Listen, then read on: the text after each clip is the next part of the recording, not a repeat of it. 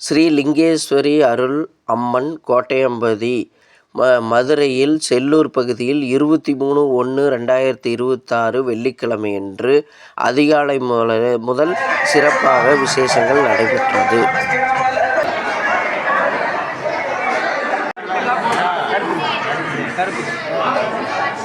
வணக்கங்க, நாங்கள் சர்வமங்கலம் டிவியிலேருந்து வந்திருக்கேங்க.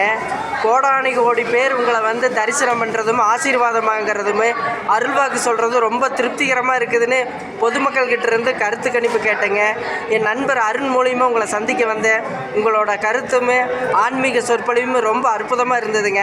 எங்கள் சேனலில் இருக்கிற பக்தர்களுக்கெல்லாம் உங்களோட அருளாசையுமே உங்களோட ஆன்மீக ஞானத்தோட கருத்துக்களையுமே சொன்ன பயனுள்ளதாக இருக்குங்க. தயவுசெய்து சொல்லி எங்களுக்கு ஆதரவு கொடுக்குமாறு தாழ்ந்த பணிவுடன் கேட்டுக்கிறோங்க ஐயா. வணக்கங்க ஐயா. இன்று மதுரை செல்லூரில் என்று இருக்கிறோம். சரிங்க. இதுக்கு எல்லாம் காரணம் அன்னை மீனாட்சியும் லிங்கேஸ்வரி அன்னையும். சரி. இவர்கள் ஆசி தந்து அனுப்பி வைத்ததனால் நாங்கள் இன்று பேரளவு மக்களுக்கு அருள் புரிந்து வருகிறோம். சரிங்க. எந்த ஒரு பிரதிபலமும் எதிர்பாராமல் அன்னையோட அருளை கொண்டு மக்களுக்கு விதைத்து கொண்டு இருக்கிறோம். சரி. இதில் மக்கள் வளம் கொண்டு நலம் கொண்டு வாழ வேண்டும் என்ற ஆசை எப்பொழுதும் உண்டு. சரி. வாழ்க்கையில் ஒவ்வொரு மனிதனும் எண்ணத்தில் நம்பிக்கையோட அடிப்படையை எவர் ஒருவர் வைக்கிறார்களோ அவர்களுக்கு என்றும் ஒரு குறை இல்லாமல் வாழ்வார்கள் என்றது உண்மை. சரி. இறை தரிசனமும் அதுபோல்தான். இறைவனை வழிபடுகிறோம் என்றால் இறைவனை முழுசாக நம்பு. அந்த நம்பிக்கை தான் முழுசாக உன்னை எடுத்து செல்லும் என்பது உண்மை. இது என் வழிகளிலும் நான் நடந்து செல்லும் பாதைகளிலும் உண்மையானது. லிங்கேஸ்வரி அன்னை சாமானியப்பட்ட சக்தி அல்லை. இந்த உலகத்தில் பெரும் சக்தியாக திகழ்ந்து கொண்டு இருக்கிறாள். இன்று மதுரையில் 16 ஆண்டுகள் ஆன்மீக குரு பூஜையில் இருந்திருக்கிறோம். எல்லா மக்களுக்கும் அருள் புரிந்திருக்கிறோம். பல மக்களுக்கு நல்லது நடந்து கொண்டு இருக்கிறது, நல்லதும் நடந்து வருகிறது. குழந்தை இல்லா மக்களுக்கு குழந்தை பாக்கியம் கிடைத்திருக்கிறது. இன்று நோய் நொடிப்பட்ட மக்கள் நோயில்லாமல் வாழ்ந்து கொண்டு இருக்கிறார்கள். மதுபானம் அருந்தி கெட்டவர்கள் இன்று மதுபானம் அருந்தாமல் வாழ்ந்து கொண்டு இருக்கிறார்கள். இன்று பெருவகையில் அவர்கள் நல்லது செய்து வாழ்ந்து கொண்டு இருக்கிறார்கள்.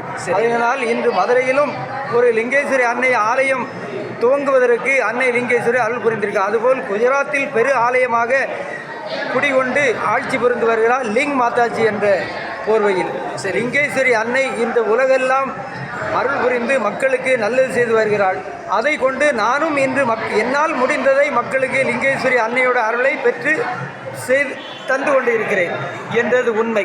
இன்று பல மக்கள் வந்திருக்கிறார்கள். பல மக்கள் நம்மளிடம் இன்று அருள் வாக்கு வாங்கியிருக்கிறார்கள்.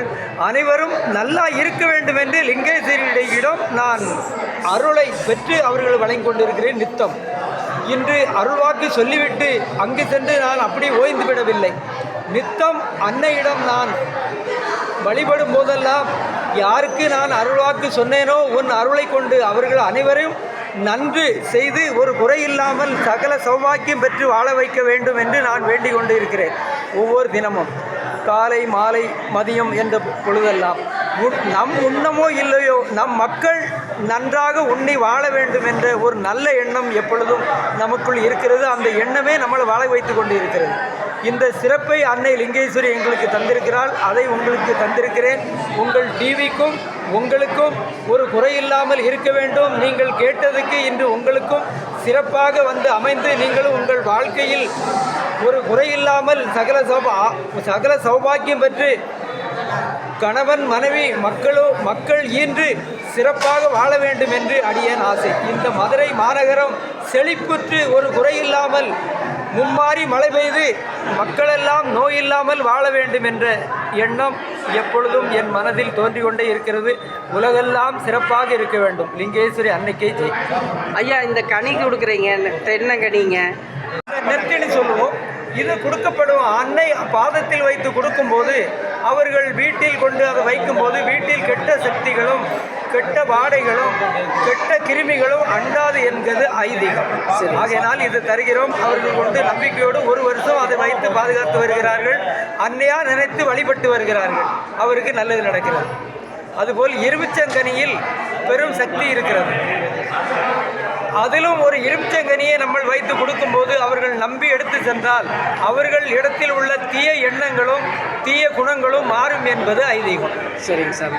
இப்போ தொழில் வளர்ச்சிக்கு இந்த தென்னங்கன்று வைக்கிறது ரொம்ப விசேஷம். பெரும்பாலான பக்கம் நீங்கள் கொடுத்ததை கடையில் எல்லாம் வச்சிருக்கிறத நான் பார்த்துருக்கேங்க. அதனால தான் நான் நம்பிக்கையோடு அதை நம்ம வைத்து பாதுகாத்து நம்ம வீட்டில் வைத்தால் நமக்கு வேண்டியதை செய்யும் என்பது ஐதீகம். சரிங்க. தமிழகத்தில் நம்மளோட இது இருக்குதுங்களா, பிரான்ச்சஸ் இருக்குங்களா? அப்படி பிரான்ச்சுன்ட்டு எதுவும் கிடையாது. லிங்கேஸ்வரி அன்னை ஆலயம் தான். ஆலயம் தானுங்க. சரிங்க. ஆமாம், பிரான்ச்சுன்ட்டு நம்ம வச்சு காசு சம்பாத்தியம் பண்ணதில்லை, யார்கிட்டையும் காசு வாங்குறது இல்லை. அப்படி இல்லைங்க, தமிழ் மக்களுக்கு சரி இன்னைக்கு 4 பேர்த்திட்ட காசை நம்ம வந்து வாங்கி செய்தால் தான் பிரான்ச் வைக்க முடியும். பொதுமக்கள் ஆயிரக்கணக்கானோர் அணிதிரண்டு வந்து ஐயாவை தரிசிக்க வந்தனர்.